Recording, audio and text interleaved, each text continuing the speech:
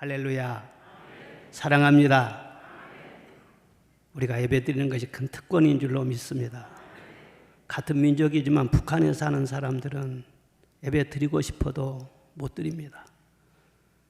또 코로나로 인해서 요즘 많이 퍼져가지고 성전에 나오고 싶어도 격리 중에 있는 그런 성도들도 있고, 하나님께서 다 여러분 한 분 한 분들을 선택해서 이곳까지 인도해 주신 줄로 믿습니다. 또 미리서 복을 준비해 놓고 인도하여 주셨습니다. 성령께서 비둘기처럼 이 가운데 운행하심을 믿고 감사하면서 우리 성령님께 영광의 박수를 올려드리겠습니다. 감사합니다. 오늘 말씀은 전능자의 그늘입니다. 무슨 그늘이라고요? 찬송가에 이 세상 험하고 나 비록 약하나 그런 찬송이 있는데, 인생을 살아보면 참 이 세상이 험악하다 하는 것을 실감하게 됩니다. 그런데 반면에 우리 인간은 얼마나 약한지 몰라요. 몸도 마음도 참 연약합니다. 말 한마디에 충격을 받기도 하고, 또 작은 일 하나 때문에 근심이 무거워서 잠을 이루지 못하기도 하고, 살짝만 부딪혀도 질그릇처럼 금가고 깨지기 쉬운, 그게 바로 우리의 모습인 것입니다. 그래서 쉴 만한 곳이 어디 있을까? 안전한 곳이 어디 있을까? 어디로 피해야 할까? 그래 찾게 되는데 또 어디로 피해야 할 줄도 모르는 거예요. 그래서 사람들마다 불안과 두려움에 휩싸여 살고 있습니다. 그런데 오늘 말씀에 보면은 전능자의 그늘 아래 거하라 그렇게 말씀하셨어요. 이 말씀은 불안과 두려움에 살아가는 현대인들에게 답이 되는 말씀이다, 그렇게 저는 믿습니다. 오늘 시편 91편은 시편 90편에 이어서 모세의 시일 것이라 그렇게 학자들이 추정을 합니다. 모세 일생을 우리가 잘 알고 있지요. 얼마나 파란만장한 그런 생애를 살았는지, 많은 환난과 어려움을 당하면서 이스라엘 백성을 애굽에서 이끌어내서 홍해를 통과해내고 그 다음 광야 생활을 40년 동안 이끌었습니다. 장정만 해서 60만 명. 목회를 해보면 60명 데리고 목회하기도 힘들고요, 600명도 사실은 힘들어요. 그런데 60만 명 40년 동안 어떻게 그 사람들을 목회를 하면서 이끌었을까? 참 상상이 가지 않아요. 그런데 모세가 한 것이 아니죠. 하나님이 늘 그들과 함께 하셨어요. 그래서 낮에는 구름 기둥으로, 밤에는 불 기둥으로 자기 백성을 보호해 주셨습니다. 그래서 머리털 하나도 상하지 않도록 자기 백성들을 지켜주신 것입니다. 오늘 본문에도 보면은 전능자의 그늘 아래 거주하는 자에게는 밤의 놀램과 낮에 흐르는 살과 흑암 중에 행하는 전염병과 낮에 황폐케 하는 파멸이 미치지 못하게 하고, 1000명이 내 왼쪽에서 10,000명이 내 오른쪽에서 엎드러지나 재앙이 가까이 오지 못하게 하리라. 뱀과 젊은 사자를 발로 밟을 것이고 천사들을 보내서 내 모든 길에서 너를 지키리라 말씀을 하셨어요. 지켜주시고 건져주시고 미치지 못하게 하시고 가까이 오지 못하게 하시고 엎드러지지 않게 하시고, 정말 하나님이 세심하게 보호를 하셔요. 보험으로 말하자면 이 말씀 안에 생명보험, 사고보험, 재난보험, 암보험, 보험 다 들어있어요. 이 말씀이 얼마나 이 코로나 상황 속에서 많은 위로가 됐는지 모릅니다. 그래서 시편 91편은 코로나가 얼씬도 못하게 하는 말씀이다, 그렇게 별명이 붙여 있어요. 이 말씀들은 모세가 광야에서 다 체험한 말씀이에요. 과장이 아닙니다. 실제로 이 모든 것들을 다 체험해서 우리에게 전해주고 있는 것입니다. 오늘 메시지 핵심이 무엇이냐 하면은, 하나님은 그 자녀들을 보호하실 때 어설프게 안 한다는 거예요. 아주 확실하게 보호하시고 완벽하게 보호하시고 끝까지 보호하시고 온전히 책임을 지신다, 그런 말씀이죠. 오늘 메시지의 첫째는 전능자의 그늘만이 안전하다 말씀을 하세요. 어디 안전한 곳이 없어요. 전능자의 그늘만 안전하다는 것입니다. 2절에 보니까 나는 여호와를 향하여 말하기를 그는 나의 피난처요 나의 요새시요 내가 의뢰하는 하나님이시라. 4절에 보니까 그가 너를 그의 깃으로 덮으시리니 내가 그의 날개 아래 피하리로다 말씀을 하셨어요. 그의 날개는 은혜의 날개를 말해요. 그 은혜의 날개를 펴서 우리를 품어주신다 말씀을 하세요. 시골 마당에서 병아리가 삐약삐약 그러게 놀다가 어미닭과 같이 놀아요. 그런데 공중에 솔개가 말이야 샥 떴습니다. 어미닭이 눈치를 채고요, 구구구구구 새끼들을 부르는 거예요. 그러면은 막 몰려들어요. 그럼 어미닭이 싹 날개를 펴가 새끼들을 쫙 품습니다. 그리고 누가 우리 새끼들을 건드려 공중을 쳐다봐요. 솔개를 향해서 겨냥을 해요. 그와 같이 암탉이 병아리를 품어주는 것처럼 하나님께서 순간순간 은혜의 날개를 쫙 펴서 그의 자녀들을 품어주신다. 얼마나 보배로운 말씀인지요. 광야 같은 이 세상에 그 어디 편히 쉴 곳도 없고 들려오는 소리는 슬프게 하고 괴롭게 하고 두렵게 하는 그런 소식이 많이 들려올지라도 주님께서 말씀하세요. 저 밖에서 비바람 맞지 말고 험한 꼴 보지 말고 내 그늘 아래 와서 쉬어라. 내가 너를 품어주리라 말씀을 하세요. 사랑하는 여러분, 세상이 사실 얼마나 험악한지 모릅니다. 이 세상은 문제와 어려움과 고통과 괴로움이 파도처럼 끊임없이 밀려오고 있는 것입니다. 지금은 다 깨어있는 그런 시대고 발전을 많이 했잖아요. 그래서 창과 칼을 녹여서 보습을 만들고 농기구를 만들고 평화를 선포해야 할 그런 때예요. 그런데 보십시오. 전 세계적으로 보면은요, 최첨단 더 강력한 그런 무기들을 얼마나 많이 개발하고 만들어내는지 모릅니다. 갈수록 전쟁과 불황과 전염병의 그 소문이 흉합니다. 거기에 또 악한 원수 마귀가 어떻게 해서든지 하나님의 자녀인 우리들을 넘어뜨리고 파괴하고 절망케 하려고 여러 가지 문제와 어려움을 가지고 우리에게 도전해 오고 있는 것입니다. 그런데 오늘 말씀에 뭐라고 하세요? 전능자의 그늘 아래 거하는 자는 독사를 밟을 것이고 젊은 사자와 뱀을 발로 누를 것이니라. 독사는 치명적인 독을 갖고 있어요. 누가 함부로 가까이 합니까?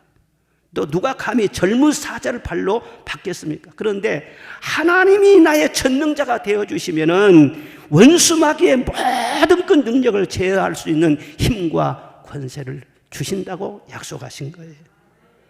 동물의 세계를 보면은요, 천적이 있습니다. 천적. 아무리 강한 그런 동물도 괴롭히는 적이 있어요. 그래서 동물의 왕국을 쭉 보면은요, 사방에 위험이 있으니까 풀을 먹으면서도 늘 경계를 해요. 으슬렁 다니면서도 항상 주변을 살피는 것입니다. 이와 같이 사람에게도요, 괴롭히는 천적이 있어요. 우리 인간을 괴롭히는 것이 뭐예요? 사실은 내 안에 있어요. 내 안에 죄, 육신의 소욕, 이것이 바로 원수라고 했어요. 누가 나를 힘들게 하는 것이 아닙니다. 내 속에 죄가 나를 힘들게 하는 거예요. 그리고 세상을 사랑하는 것은 원수라고 말을 했어요. 바로 세상의 유혹, 끊임없이 우리를 유혹합니다. 그래서 죄에 빠지게 하는 것입니다. 그리고 원수 마귀예요. 우리를 절망하게 합니다. 두렵게 합니다. 폭발하게 합니다. 죽이고 싶게 합니다. 죽고 싶어 합니다. 마귀가 끊임없이 우리를 공격하는 거예요. 어떻게 이걸 이길 수 있습니까? 이길 수가 없어요. 오직 전능자의 그늘 아래 거할 때 예수 이름만을 나의 무기로 삼고 예수 이름으로 기도하고 예수 이름으로 믿음으로 나아갈 때 그런 모든 악한 세력들은 꺾어지게 될 줄로 믿습니다. 그들은 다 패하게 될 줄로 믿습니다. 그리고 오늘 보니까는 전염병이라는 말이 여러 번 나와요. 전염병 빨리 지나갔으면 좋겠어요. 그런데 심한 전염병이라도 그렇게 말씀을 하고 있네요. 코로나 같은 이런 전염병 다시는 오지 않으면 좋겠는데 뭐 앞으로 10년 뒤에 20년 뒤에 뭐 더 심각한 문제가 발생한다고 하니까 참 불안하잖아요. 그런데 사실 이런 바이러스보다도 더 고약한 전염병은 마음의 전염병이에요. 절망과 원망, 마음의 불평, 그리고 우울증, 마음의 미움이나 분노나 이런 것이요, 바이러스처럼 말이에요. 자꾸 우리를 괴롭히는 거예요. 여러분, 미움 하나 떨쳐버리면 참 간단할 것 같지만요, 함부로 못 떨칩니다. 한 번 미움이 딱 들어오면은요, 그것이 말이에요, 계속해서 나를 괴롭히는 거예요. 그 사람이 미워서 미워한 것 같지만은 그 사람 미워하기 전에 그 미움이 나의 영혼을 갉아먹어요. 나의 육신의 건강을 갉아먹어요. 사람 미워하는 것은 살인이라고 했어요. 그런데 미움 하나 떨쳐버리지 못하고 아주 집중해서 미워하고 고약하게 미워하고 두고두고 미워하고, 그 미워하는 것이 벼슬입니까? 일본 사람들 이지메가 있잖아요. 집단 미움이에요. 집단 미움. 어느 한 사람을 두고 집단 왕따를 시키는 거예요. 이건 정말 비열한 것입니다. 누가 나쁘다고 하면 같이 편들어서 나도 나빠, 너도 나빠, 다 나쁘다고 형부. 이런 바이러스 같은 아주 고약한 그 전염병, 이것을 어떻게 하면 해결할 수가 있느냐? 내 능력으로 해결 못합니다. 저도 미운 사람이 있었어요. 그런데요, 하나님과 깊이 들어가서 기도하고 성령 안에 거하다 보면은요, 성령께서 내게 타일래, 너 너무 그러지 마라, 한마디 꼭 해주신다고. 기도하고 나면은요, 내가 저 사람 언제 미워했지? 미운 마음이 전혀 없어져 버려. 그래서 악한데 밀어나라고 했잖아요. 미워하는데 멍청이가 돼버려. 전혀 미운 감정이 없었던 사람처럼. 이게 성령의 역사예요. 하나님 우리를 보호하시는 방법인 거예요. 사랑하는 여러분, 전능자의 그늘이 어디입니까? 하나님의 품입니다.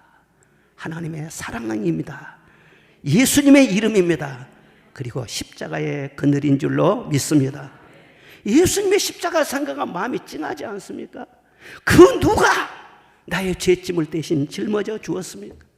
내 질병과 저주와 마음의 근심과 무거운 짐 누가 대신 져주는 사람이 있었습니까? 아무도 없어요. 우리 부모님은 나를 낳아서 여기까지 길러주신 거 고맙죠. 그런데 내 죄짐을 대신 져주실 수는 없어요. 그런데 우리 예수님께서 모든 인류의 죄악을 다 끌어모으셨어요. 다 가지고 와라. 내가 다 짊어지겠다. 그리고 십자가에서 피 흘려 죽으셨어요.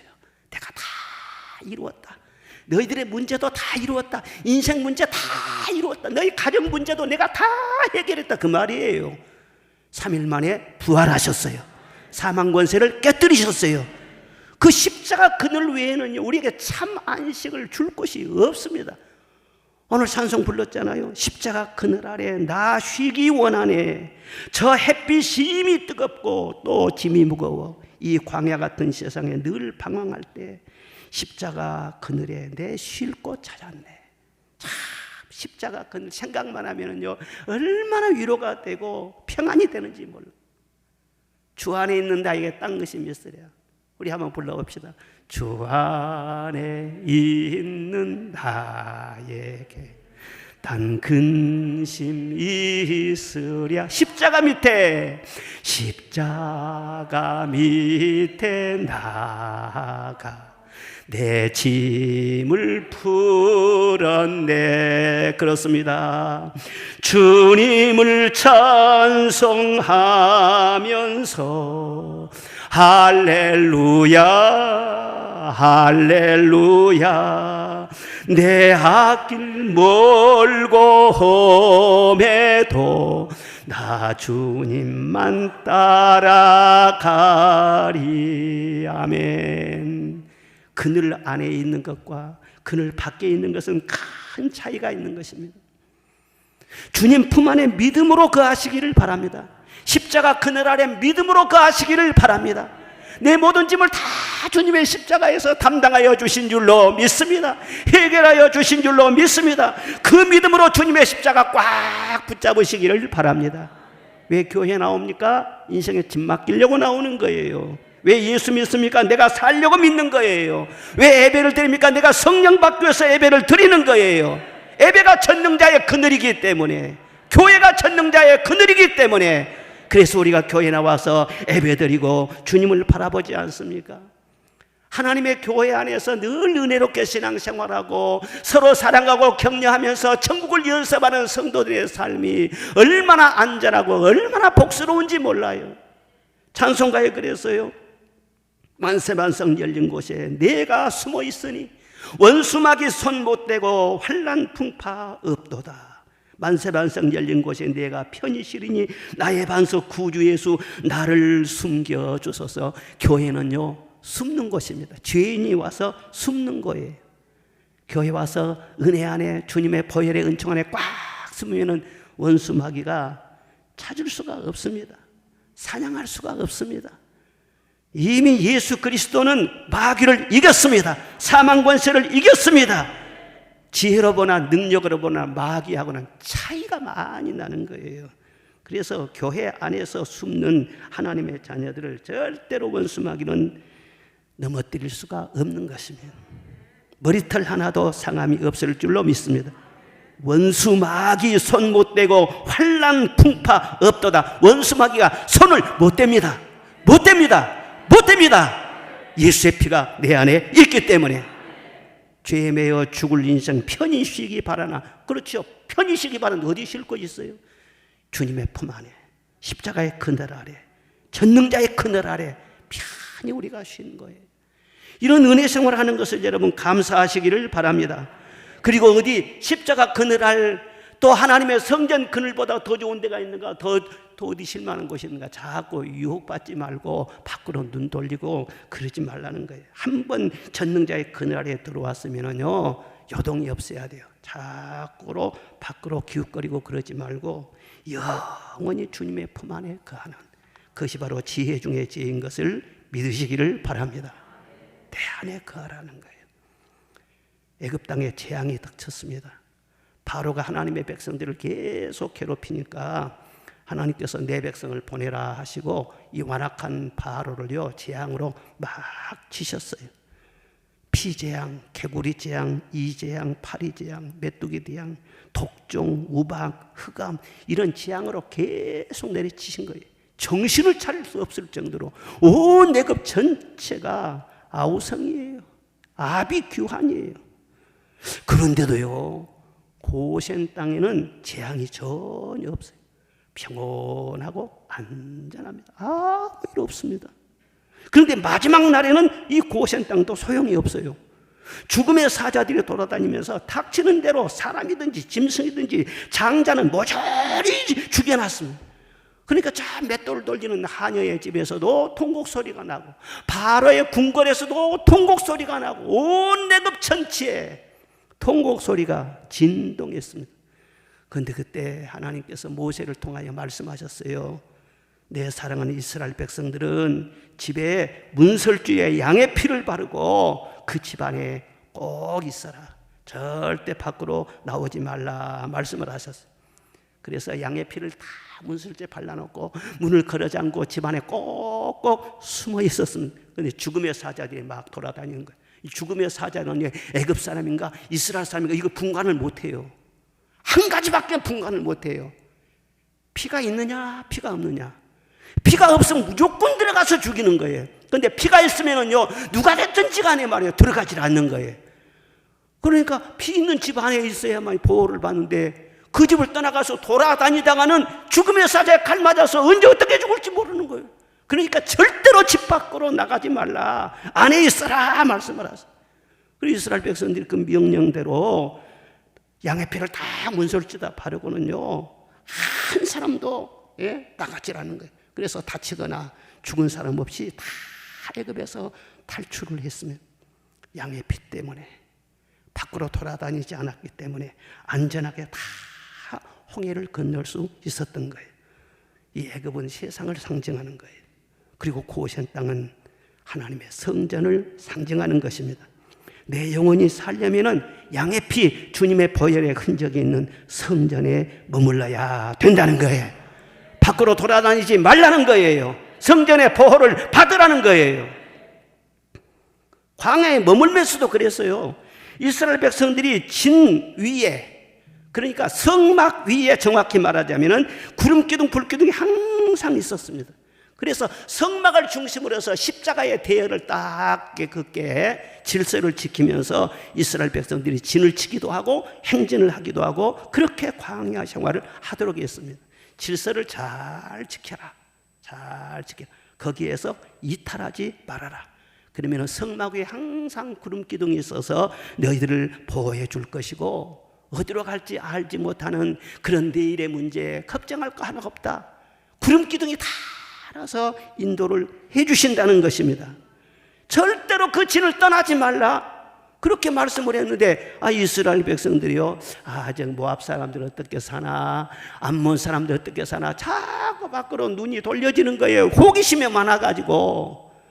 저기 모압 여인들 얼마나 예쁠까. 그리고 진을 떠났어요. 그리고 나갔어요. 그러니까 아주 요염한 자태로 모압 여인들이 말이죠, 다 미인계로 그들을 유혹하는 거예요. 그리고 손짓을 하면서 우리 함께 우상 숭배도 해보자, 우상의 재물도 먹어보자. 우상 재물 먹고 그들과 함께 음란한 짓을 하고 하나님이 진노를 하셨습니다. 진 안에 머물러 가니까 어디로 돌아다니면서 우상의 재물을 먹고 우상 숭배를 하고 이방 여자들하고 음란한 짓을 해. 하나님이 진노하셨어요. 그래서 하루에 24,000명이 죽음을 당하는 그런 역사가 성경에 다 기록이 되어 있지 않습니까? 우리가 예수 그리스도를 믿습니다. 성전 안에 거합니다. 그런데 확실하게 해야 됩니다. 들쭉날쭉하지 말라는 거예요. 두 마음을 품지 말라는 거예요. 양다리를 거치지 말라는 거예요. 하나님을 섬길 때 확실하게 섬겨야 돼. 그것이 내가 사는 길인 줄로 믿습니다. 내 미래를 위한 길이고 내 자손 만대에 있어서 복받는 유일한 길이라는 것을 알아야 돼요. 주님의 품 밖에는, 하나님의 성전 밖에는요, 살 길이 없어요. 보호를 받을 길이 없어요. 그래서 항상 이 밖을 보면서 위기의식을 갖고 경계를 하면서 차지도 아니하고 덥지도 아니하고 미지근한 그런 마음으로 신앙생활하지 말고 뜨거운 그런 심정으로 하나님을 늘 바라보며 신앙생활하는 여러분 되시기를 주의 이름으로 축원합니다. 교회 다니는 목적을 확실히 알아야 돼요. 내가 좀 기분 잘하고 교회 다니는 것 아닙니다. 왜 예배를 드리는가? 왜 예수 그리스도를 믿는가? 종교의식으로 예수 믿는 것이 아니에요. 어떤 종교적인 습관 때문에 믿는 것이 아니에요. 부모님이 단일하게 해서 믿고 누구를 따라서 믿는 것이 아니에요. 오직 믿음의 이유는 딱 한 가지입니다. 내가 살기 위해서인 것입니다.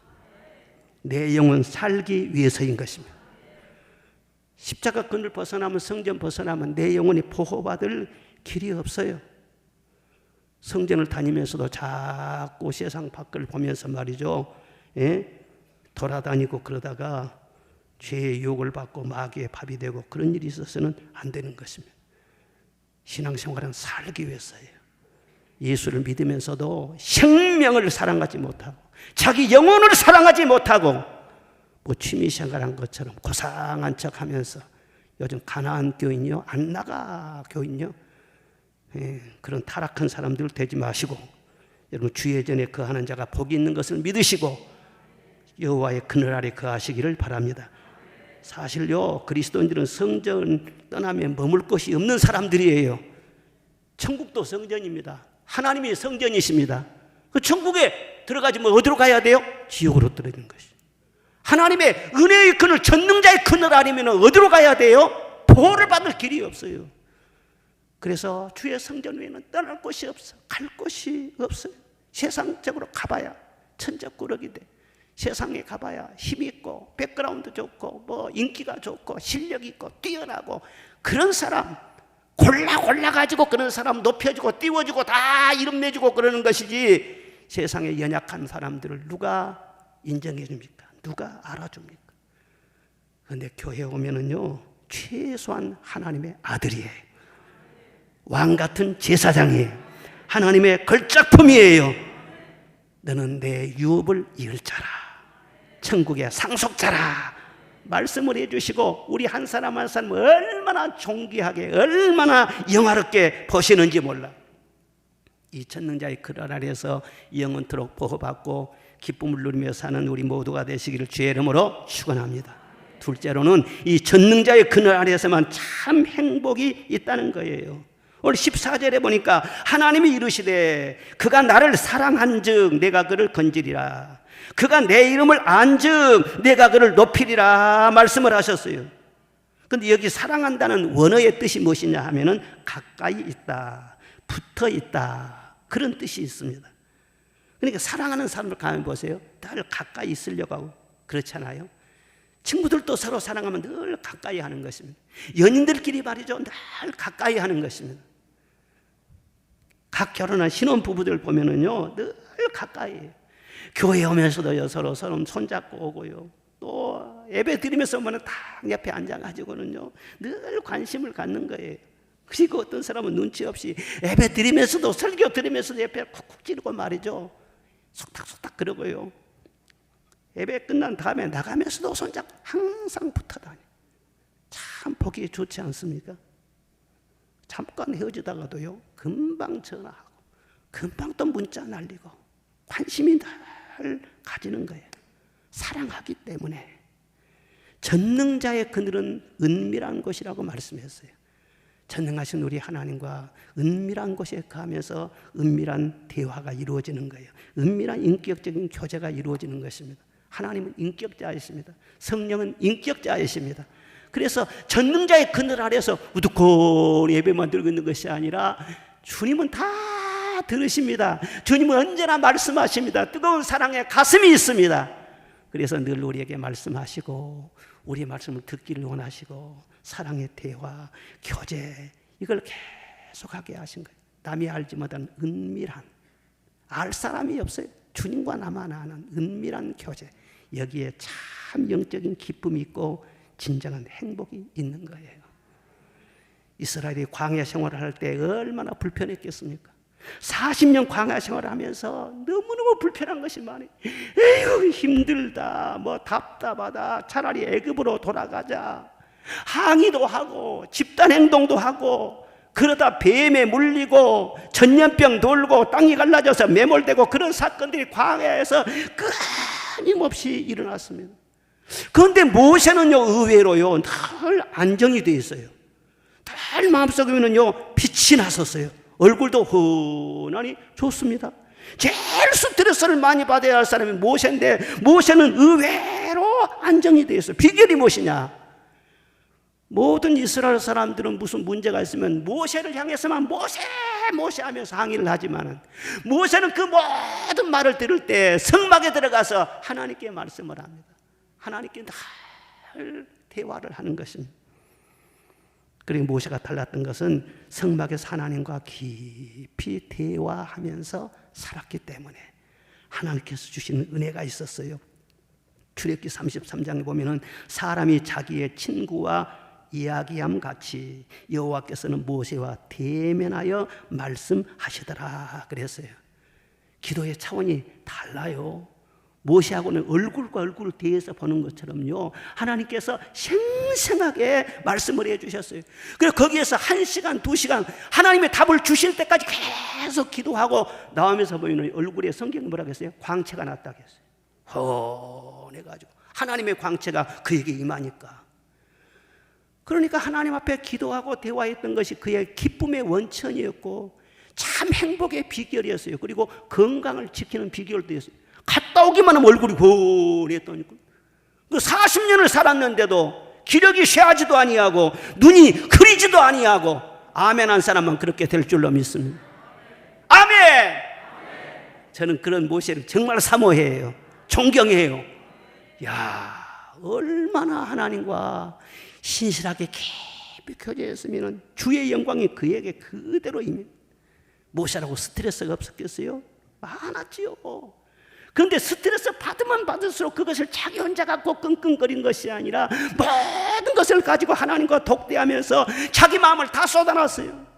주 예수께 조용히 나가 내 마음을 쏟아놓으라. 자기 마음을 다 쏟아놨습니다.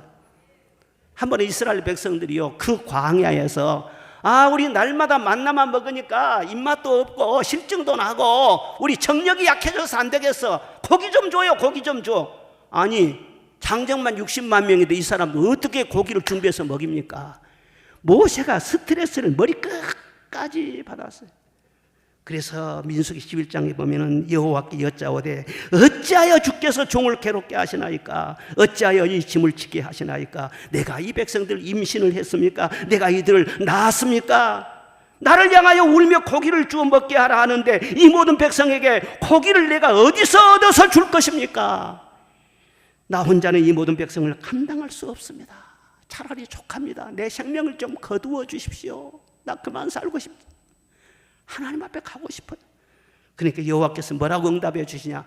모세야, 내가 고기를 주어 먹게 하리라. 아니, 하나님, 장작만 해서 60만 명이라니까는요, 책임지지 못할 말씀을 어떻게 하세요? 양떼를 잡은들 족합니까? 소떼를 잡은들 족합니까? 바다의 모든 고기를 다 모은들 족하겠습니까? 모세야, 여호와의 손이 짧아졌느냐?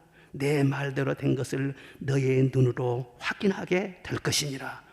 잠시 뒤에 막 동풍이 샥 불어오더니 사방에 퍼져있는 메추라기가 막 불려와서 진사면에 툭툭 떨어지는 거. 그걸 잡아서 먹게 해라. 메추라기는요, 알도 맛있고요, 고기도 굉장히 맛있어요.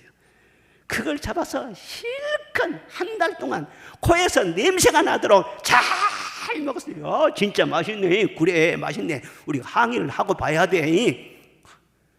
근데 백성들은 고기 뜯어 먹으면서 참 맛있다고 얘기했지만, 모세는요, 메추라기 맛보다도 하나님과의 교제하는 그 깊은 그 행복, 아마 그것이 더 컸을 것입니다. 아, 진짜 우리 하나님은 신실하시네. 이 많은 백성들 고기 먹고 싶다고 하니까 정말 고기를 주시네. 하나님의 방법은 탁월하시네. 하나님의 지혜는 뛰어나시네. 역시 나의 하나님이야. 내 기도를 들어주셔가지고 이렇게까지 배려해 주시고 이 백성들을 챙겨주시니 하나님 감사합니다. 주님의 그 사랑의 배려, 주님의 거룩한 말씀이요, 꿀맛같이 다 기뻤을 거 아니에요. 우리가 그렇습니다. 기도 생활하면서 늘 하나님 앞에 나가면 주님이 응답해 주시죠. 진짜 문제를 해결해 주시죠. 이루어 주시죠. 그런데 그것은 지나갑니다. 또 다른 문제가 터집니다. 그 문제를 해결함으로써 참된 행복이 아니라 주님과의 관계가 더 깊어지는 거예요. 역시 하나님은 나의 하나님. 그래서 다음에 어떤 문제가 일어난다 할지라도 하나님을 만났었잖아요. 자기가 하나님을 알고 있잖아요. 걱정하지 않습니다. 이전에 나를 인도해 주신 주님, 지금도 장래에도 나와 함께하여 주시고 해결하여 주시옵소서.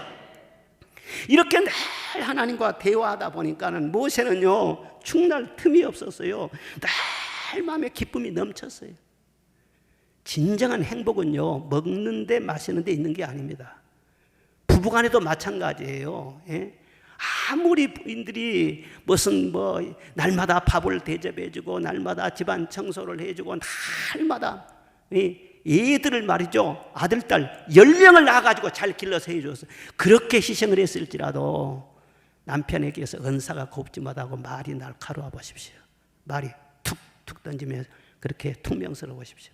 그러면 남편은 참 힘든 거예요. 아내 입장도 그렇습니다. 남편이요, 잘해줘요. 용돈도 많이 주고 옷도 막 사주고 다이아몬드로 그냥 막 줄렁줄렁 막 걸어주고, 그리고 좋은 차도 막 사주면서 여보 그렇게 하는데도 1년이 다 가도록 따뜻한 대화가 없어. 돈은 주는데, 선물은 주는데, 그럼 화초가 시들어진 것처럼 시들어요. 세상 사는 재미가 없어. 매 바쁘다고 하고 골프 치러 다니고 친구들 만나러 다니고 자기 아내하고는 시간도 갖지 않고, 그러면 아내가요 시들해서 한숨만 나오는 거예요. 진정한 대화 속에서 참 행복이 있어요. 하나님과 우리와의 관계도 똑같다니까요. 영적인 관계가요. 하나님은 인격적인 분이십니다.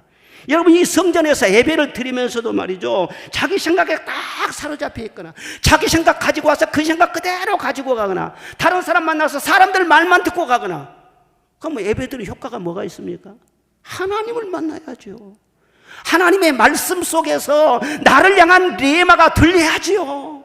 그래서 답을 찾아야지요. 그 말씀이 길이 돼야 되죠. 그래서 오른쪽에다 그물을 던지라고 하는구나. 그리고 말씀 듣고 나가서 하나님이 말씀하신 대로 오른쪽에 그물을 던지고 깊은 데로 그물을 던지고, 말씀대로 했더니 하나님이 역사를 하시는구나. 할렐루야. 이게 예배의 핵심 아니에요? 교회 생활은 취미 생활이 아닙니다. 예배 생활은요, 취미 생활이 아니에요. 하나님을 만나는 거예요. 하나님을 만남 속에 여러분 인생의 길이 열려요. 답이 있어요. 지혜를 얻어요. 능력을 얻어요. 내 힘으로는 사랑할 수도 없어. 내 힘으로는 참을 수도 없어. 내 힘으로는 인내할 수도 없어. 에너지가 바닥났어. 그러나 하나님의 말씀을 듣고 성령이 임하시면 다시 일어날 수 있는 힘이 생기는 것입니다. 치고 나갈 수 있는 것입니다. 예배 속에서 말씀을 통해서 하나님께서 계속 그런 자양분을 불어넣어 주시는 거예요. 그 속에 진정한 행복이 있어요. 미국에 마크 한센이라는 분이 있는데 이분은 원래 건축업을 하신 분입니다. 그런데 빚을 많이 지고 폐업을 해야 했어요. 너무너무 실망이 되고 좌절이 밀려오고 사람 만나는 것도 두려웠어요. 그래서 하루하루 땅콩버터로 끼니를 때우면서 집에서 TV만 보고 잠만 자고 그렇게 소일을 해야 했습니다. 그런데 그렇게 한동안 살다가요, 자기 어렸을 때 다녔던 교회 생각이 나네. 생각이 잘 나야 돼요. 그래서는요, 이제 교회를 내가 너무 오랫동안 안 다녔구나. 내가 다녀볼까?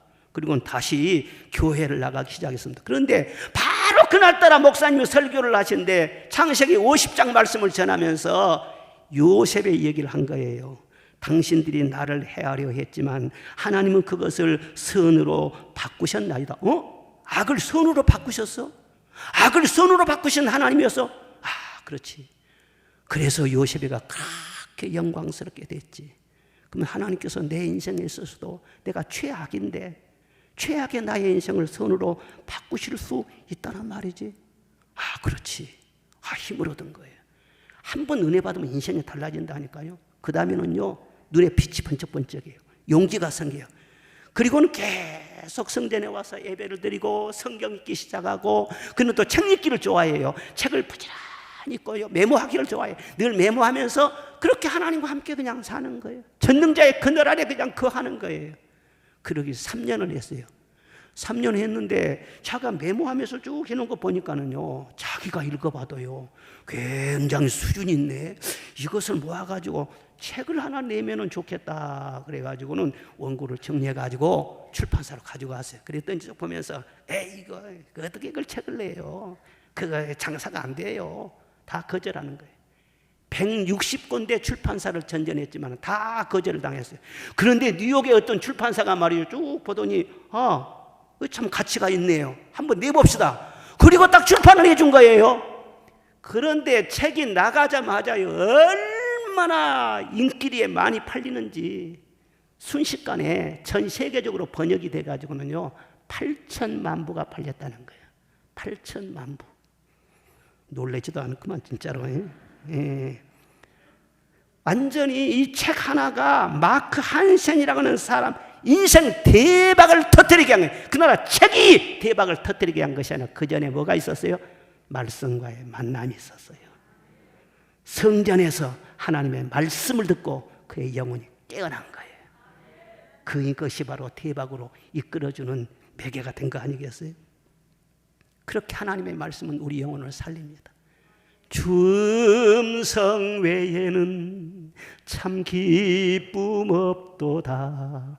날 사랑하신 주 늘 계시옵소서.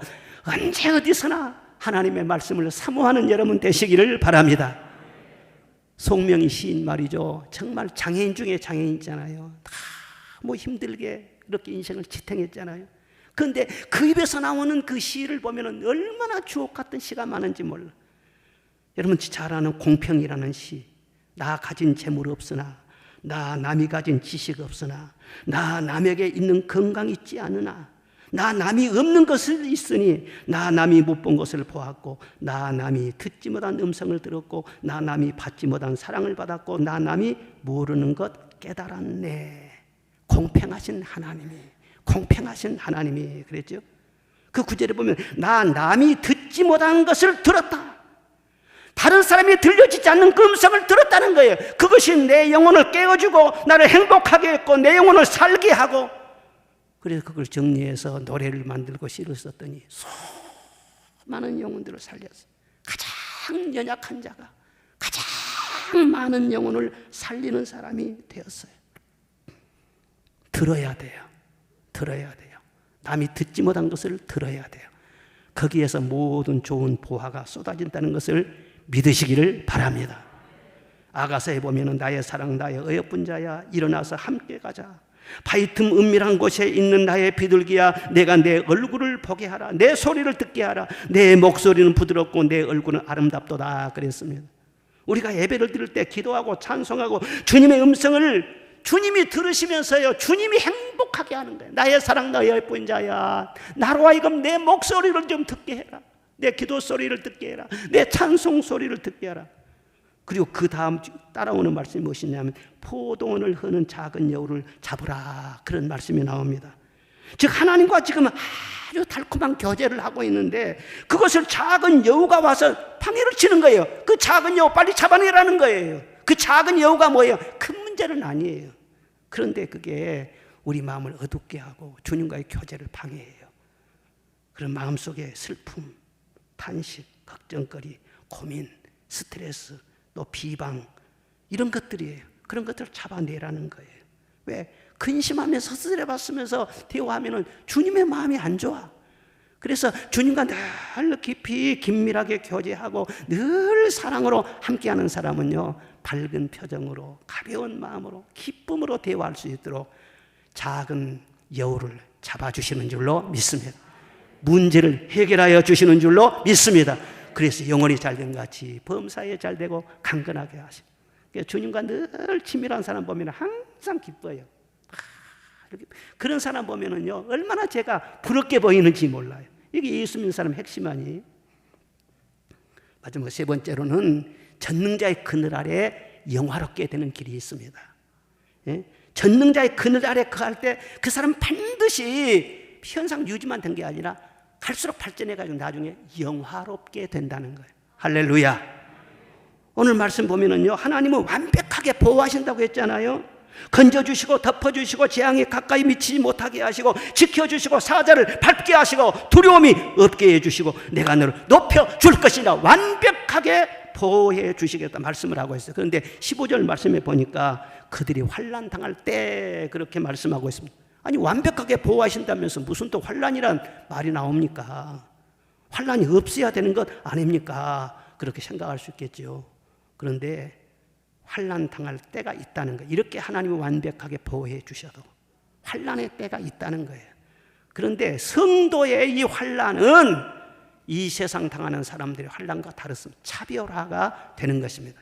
그 환난은 목적이 있이 하나님이 허락하시는 거예요. 그 환난을 통해서 영화롭게 해주시는 하나님의 뜻이 있다고 하는 거예요.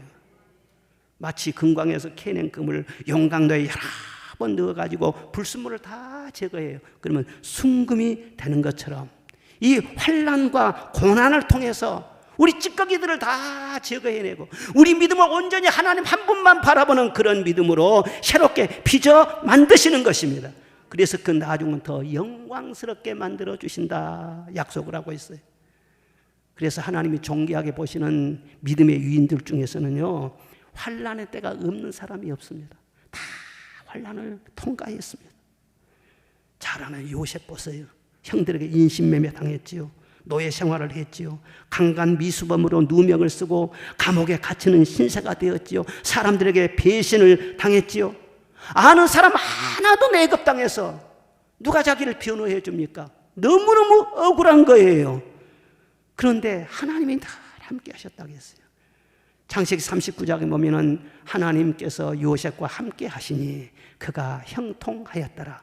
형통이라는 것은 아무 일 없는 것이 아닙니다. 아무 일 없는 것이 형통이 아니라 하나님이 함께 하시는 것이 형통이에요. 형통하였더라. 형통하였더라. 요셉이 만약에 그런 환난이 없었더라면 우리가 아는 그 영광스러운 요셉이가 존재할 수 있을까요? 환난이 그 사람을 영광스럽게 만든 거 아니에요? 욥도 극심한 환난을 당했잖아요. 재산을 모두 다 약탈당하고 극심한 재난으로 자녀를 갑자기 다 죽고 온몸에 악창이 나고 자기 아내는 배신하고 정말 극한 환난을 통과해야 했습니다. 그런데도 이 욥은 하나님을 원망할 줄 몰라요. 기도의 줄, 말씀의 줄을 절대로 놓치잖아요. 그 환난 속에서도요 말씀을 계속 묵상해요. 언젠가는 주님이 내게 말씀하실 것이다. 언젠가는 주님이 내게 나타나실 것이다. 주님을 계속 기다리십니다. 하나님이 다 지켜보셨지요. 그리고 어느 한순간 모든 환난을 다 벗겨주시고 복을 주시는데 갑절의 복을 주시는 줄로 믿습니다. 욥이 스스로 하는 말이 무엇이냐? 23장 10절에 나의 가는 길을 오직 그가 아시나니 그가 나를 단련하신 후에는 내가 정금같이 나오리라. 말씀대로 그렇게 됐지요. 다윗도 사울왕을 피해서 유리방황하는 환난을 당했습니다. 적군의 공격을 받았습니다. 성이 불타고 처자식들 다 잡혀가는 재난을 당했습니다. 나중에는 아들로 인해서 쫓겨나는 그런 신세가 되었어요. 이런 수모가 어디가 있습니까? 이런 환난과 창피가 어디가 있습니까? 그런데 이런 모든 환난을 통해서 다윗은 순금으로 점점 변화되어 갑니다. 그전에도 하나님 의지했어요. 그런데 이런 일을 겪으면서 내가 의지하고 내가 바랄 분은 하나님밖에 없습니다. 하나님밖에 없습니다. 주 외에는 아무도 없습니다. 주님 한 분만을 의지하는 사람으로 점점 변화되어 갑니다.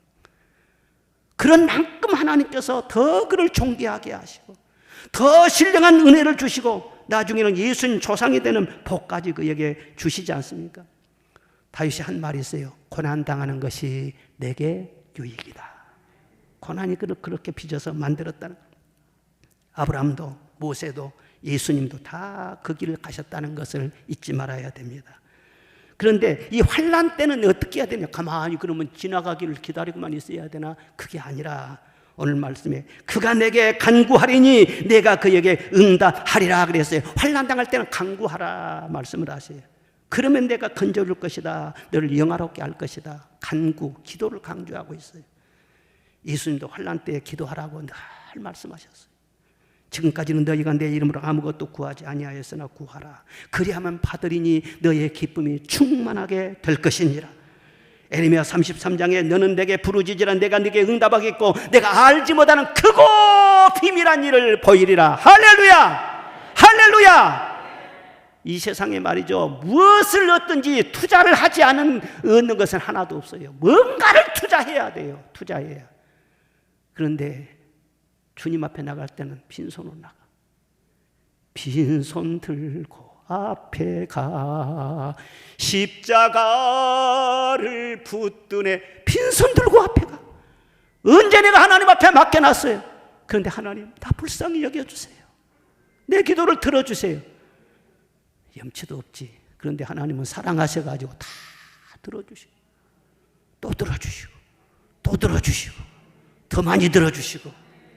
이런 하나님을 믿는 사람들은 얼마나 행복할까? 여러분 행복하지 않습니까? 내 이름으로 무엇을 구하든지 내가 시행하리라 말씀하셨어요. 환난 날에 나를 부르라. 내가 너를 건지리니 내가 나를 영화롭게 하리로다. 할렐루야. 힘들어도 문제가 생겨도 몸이 아파도 누가 나를 속썩여도 범사에 감사하면서 환난 날에 부르짖으시기를 바랍니다. 그럴 때 환난의 때는 지나가게 하시고 영광의 날이 밝아오게 하실 줄로 믿습니다. 여러분 오늘 말씀에는 세상은요 절대 만만한 세상이 아니라는 것을 강조합니다. 전능자의 그늘 안에는 그렇게 평온하고 그렇게 놀라운 위로와 기쁨이 있지만은요 그늘 밖에는 뭐가 있어요? 보세요. 사자, 뱀, 화살, 올무, 공포, 심한 전염병, 재앙, 그것들이 다 득실거린다는 거예요. 이게 우리가 살고 있는 세상이에요. 이 세상에서 노출되어 살지 말고 항상 전능자의 그늘 아래 거하는 여러분 되시기를 주의 이름으로 축원합니다. 예배 생활 잘하면서 늘 주님과 친밀한 교제를 하면서 반드시 영광의 날이 오리라고 하는 소망을 품고 살아갈 때에 하나님께서 큰 기쁨과 위로를 드러나게 해 주실 것을 믿습니다.